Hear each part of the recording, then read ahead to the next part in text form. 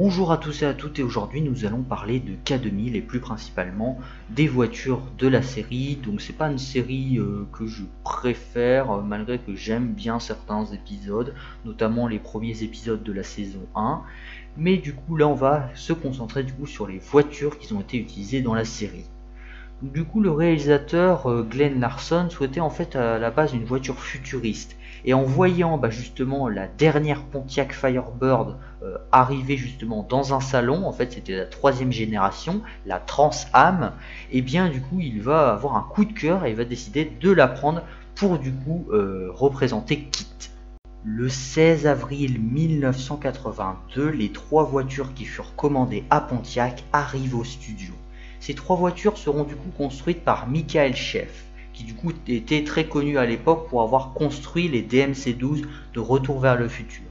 Et en revanche, du coup, la voiture sera designée par George Barris, qui est aussi connu pour avoir fait la Batmobile de la série Batman des années 60. Ces voitures seront du coup utilisées pour les plans rapprochés. Par conséquent, elles ont été très bien réalisées à l'intérieur comme à l'extérieur. Ces Firebird étaient tout équipés du moteur bas de gamme en fait, c'était le L4 151 CI de 2,5 litres de cylindrée pour 90 chevaux. Malgré que c'est possible qu'il y en ait une qui est un V8, mais c'était vraiment des petits moteurs, donc c'était vraiment un petit V8. Le but de ces véhicules n'était pas du tout de rouler vite, c'était des véhicules qu'on filme pour les gros plans en arrêt ou vraiment à une vitesse très lente. La première voiture en fait a été revendue à un propriétaire américain.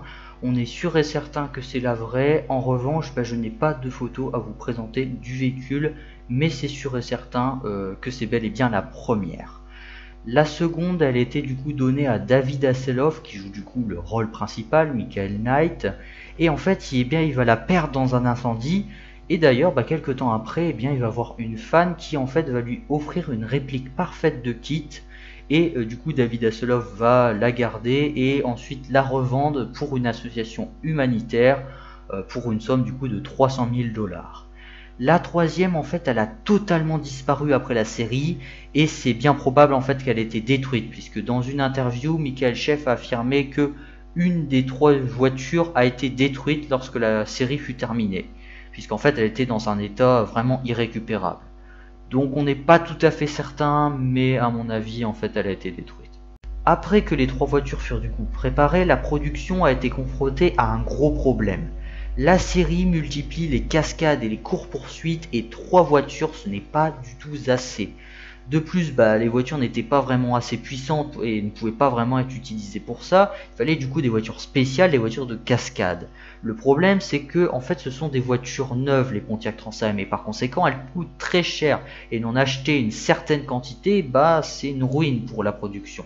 Mais il va y avoir une solution à leur problème qui va arriver très vite, puisque le 11 novembre 1982, ils apprennent qu'une bonne poignée de Pontiac Firebird Trans Am sont tombés d'un train qui était du coup à l'arrêt, et donc du coup sont invendables, mais encore utilisables. Du coup, la production va alors contacter Pontiac qui accepte de les revendre pour une bouchée de pain, puisque du coup Pontiac pouvait plus du tout les vendre et les restaurer, ce serait trop compliqué. Au final, Pontiac n'aimera pas tellement ce coup de pub de la série car leurs clients demandaient toujours aux concessionnaires des modèles qui ressemblaient le plus possible à KITT et ils en avaient marre et par la suite Pontiac exigera de ne plus apparaître dans des films ou dans des séries. Et au final, en fait, Pontiac c'est un peu les grands perdants dans cette histoire puisque ils ont vraiment perdu à revendre ces voitures à perte. Ce qu'il faut savoir, c'est que ces voitures en fait ont été construites d'une manière beaucoup moins précise que les trois premières. Parce que, du coup, c'est des voitures qui étaient destinées à être cassées. En termes d'intérieur, tout est retiré, tout est vidé, et on voit même que sur certaines selles, il n'y a plus de plancher, il y a juste quelques plaques, mais c'est pour tenir un minimum, mais c'est vraiment allégé au maximum. Et en fait, à l'intérieur, il y a juste un siège baquet, un volant, des compteurs. C'est pas toujours le cas, des fois il y a juste un seul compteur pour les cascades. En revanche, en moteur, du coup c'est un moteur turbo 350 V8, le moteur le plus puissant possible. Il y a du coup une boîte automatique 3 vitesses et les cascadeurs ont aussi ajouté un système de verrouillage des freins sur les roues arrière et ça permettait en fait de pouvoir faire des 180 degrés et des dérapages pour les cascades. Leur date de fabrication variait de 1982 à 1984, ce qui montre aussi qu'elles venaient pas toutes de la cargaison du train et que en cours de route, la production a racheté d'autres véhicules pour les cascades.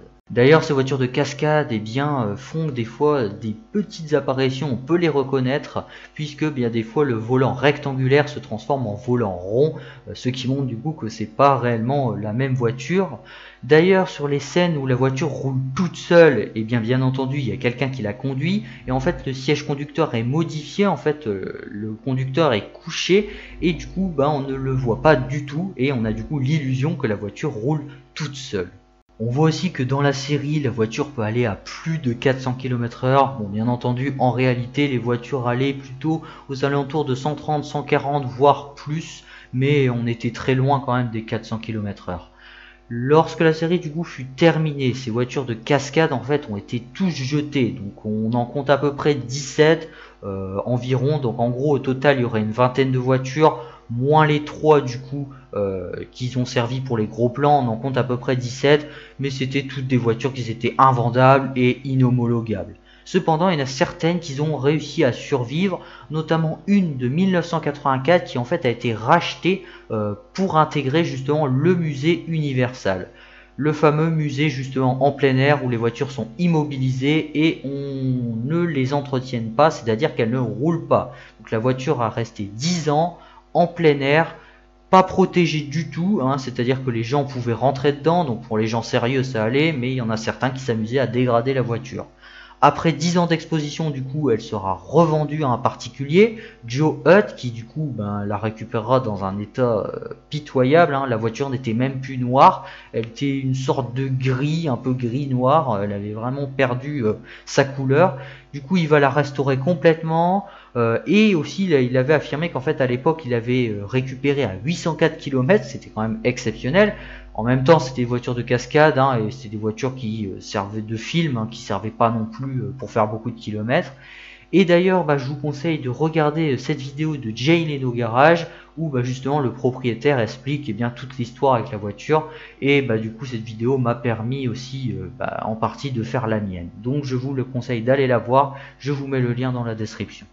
Il y a aussi du coup une autre Pontiac Trans Am qui a survécu, du coup une version V8 de 1982, et en fait après une grosse restauration, l'exemplaire sera revendu en 2007 pour 150 000 $. Elle a du coup 3850 km d'origine lorsqu'elle était du coup vendue, et l'annonceur du coup a précisé que l'auto ne pouvait pas prendre la route. Ce que j'en ai déduit que du coup c'était une voiture de cascade, puisque les 3 voitures justement de base qui ont été du coup servir pour les gros plans, ce sont des voitures qui peuvent être facilement homologables, et le fait que justement il précise qu'elle ne peut pas prendre la route, selon moi c'est une voiture de cascade, mais je ne suis pas sûr à 100%. Dans la série on voit aussi une version cabriolet de KITT qui fait son apparition. Ce cabriolet a été designé par George Barris et la construction a été sûrement dirigée du coup par Michael Schaef. Parmi ces cabriolets, il y en a un qui est exposé dans le musée automobile Deezer à Miami. Il y a aussi un autre cabriolet qui en fait a été installé sur une remorque, et ça permettait de filmer les scènes où la voiture roulait au ralenti pour permettre justement aux acteurs de faire leur jeu d'acteur sans se concentrer du coup sur la route. Cette remorque en revanche, après la série, elle a totalement disparu. On ne sait pas ce qu'elle est devenue. Elle a peut-être sûrement rejoint un musée, mais on n'en sait rien. Donc dans la série, on voit aussi qu'il y a différentes transformations de KITT, notamment lorsque la voiture active son aérofrein, mais aussi quand elle se met en mode super poursuite.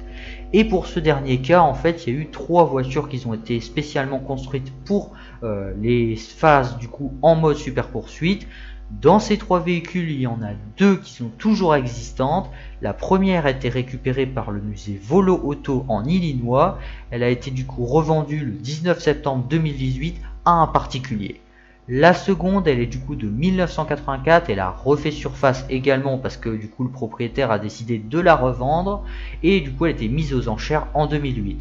Cependant, dans l'annonce, il n'y a absolument pas de certificat d'authenticité, donc on ne sait pas réellement si c'est une vraie voiture de film. Peut-être que le propriétaire l'avait et l'a montré justement à celui qui voulait l'acheter.